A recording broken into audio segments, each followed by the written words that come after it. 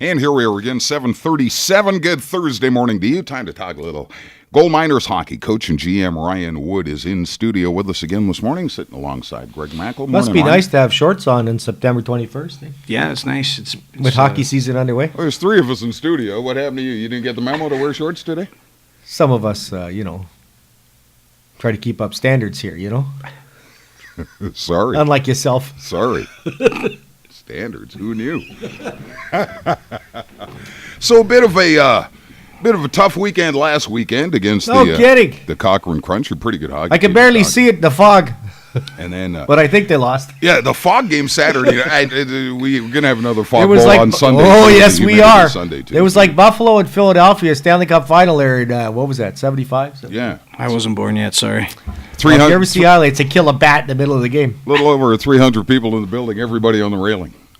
Well, they kept squeegeing the windows. Yeah. But the far end of the ice was extremely fogged up. Yes, it was. As the periods ended. And it was a bit of a tough day Saturday with injuries and whatnot as the injury bug hit Friday night. 4 defensemen. So there were more defensemen wearing suits in the stands than there were dressed in uniform Saturday night. Which makes it kind of tough. It's tough. I mean, you get injuries and stuff like that, and you don't ever anticipate. You get one every once in a while, or maybe 2 max, but you don't anticipate 4 guys being banged off right away. So yeah, it was like we had some sniper in the stands and just banging them off as we went along. It's unfortunate, but I mean, at the end of the day, you work with what you got, and I wasn't at the game on the weekend. I wasn't at either of them. I had to attend to appointment down south, but the guys worked hard on the Friday night game, and had some bad luck as well. They hit up 6 or 7 goal posts, and yeah. I mean, a couple of those go in, the momentum changes, and you go from there. I thought Ryan Winter played really well in net. We got one late, so it was nice. I thought maybe we can build off the momentum going into Saturday, and then as you mentioned, the fog and again more injuries. Now we're playing with a forward playing defense, and it just wasn't meant to be. And it's better to get that out of the way at this stage in the game as opposed to leading into playoffs, right? So looking ahead, how many of the walking wounded will be back? We're still not 100% sure exactly where we're at with these guys. They've been hitting physio hard and chiropractors and doing the necessary legwork to get themselves ready to go. We hope that we're going to at least get 2 back so that we can, have 6D and be able to compete. And then we've also got, another one that we're waiting on getting approval from Hockey Canada. That's right.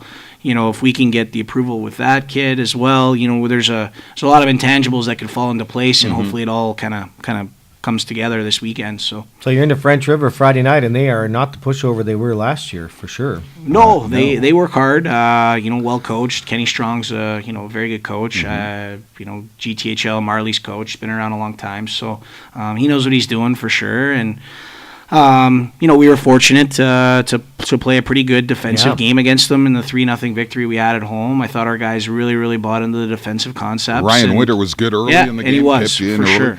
And then, we just kind of went from there. And I think that we've got some really young players on our team, too, that are, maybe gripping the stick a little bit. And, they're just not quite finding their groove yet. And it's going to take a little bit more time for those guys to adjust to the speed and all that good stuff. So, how about you? How's your adjustment to this league coming along versus where you were before? It's still hockey, right? I mean, the biggest difference is that there isn't an off night when it comes to a game in this league. Okay. There was times where when I was in the other league, you knew that it was just going to be a joke of a hockey game. As long as you show up, it's 2 points. Yeah, for sure. So, here every night it's a battle. The parity is really good, and there's no slack teams. Yeah. Even a team like Espanola, who is not is struggling. They're competing every night, right? So it's not. There's no pushovers in the NOJHL. You got to have your work boots on. Yeah, absolutely. Night. You can't take nights off. You just look at the standings in French River's 3-1-1, and Blind River's 4-0. A couple years ago, you wouldn't have said that. No, absolutely not. Things have changed. Yeah. Well, you got the right personnel in place, and that really changed the culture of a hockey club, right? So Rayside Belfort Sunday, don't know too much about them, I guess. No, and everyone's talked about them being predominantly probably one of the powerhouses, and they've kind of haven't found their groove yet either. So, hopefully they don't come in here and try to start finding their groove based on us. So, that's not going to be what the plan is. But, we're not looking past Friday. We want to make sure we get those in-division points against teams that we can and get as many points as we can. Because, with the playoff structure and everything like that, you got to get yourself within the top 5. One team's not making playoffs, and I don't want that to be us. So, exactly. We don't want to get behind the eight ball too far. But, again, we got a young squad. We got injuries. We got a lot of issues that are pressing against us that is out of our control at the end of the day. But the guys that are here, they're good hockey players. They're going to show up. They're going to compete, and they're going to give it everything they got. Like you say, Ryan, you look at the East Division now with French River much improved and Hearst in there now. It's a dogfight. Yeah, for sure. There's no off games. You got to show up every night, and if you don't show up, you're going to not get points. And if you don't get points, you're going to be on the outside looking in. And that's not where we want. We got a talented hockey group of guys, and at the end of the day, we just got to compete. And if we compete every night, hey, we'll be okay. We'll be fine. What's your plan with the goaltending? Ryan just going to keep starting here, or? Well, Hodgson's given a clean bill of health now, okay. So we'll look at probably giving him a start at some point this weekend and seeing how he does, and likely I haven't decided yet as to which game is going to be which, but we'll probably split the games this weekend between the two goalies and go from there. And what's your feeling on afternoon games now? 2:00 in the afternoon on a Sunday. I myself personally don't really like it because it interrupts NFL football. What do you think about the kids, though? The kids I think will be okay. Yeah. I think they'll be fine.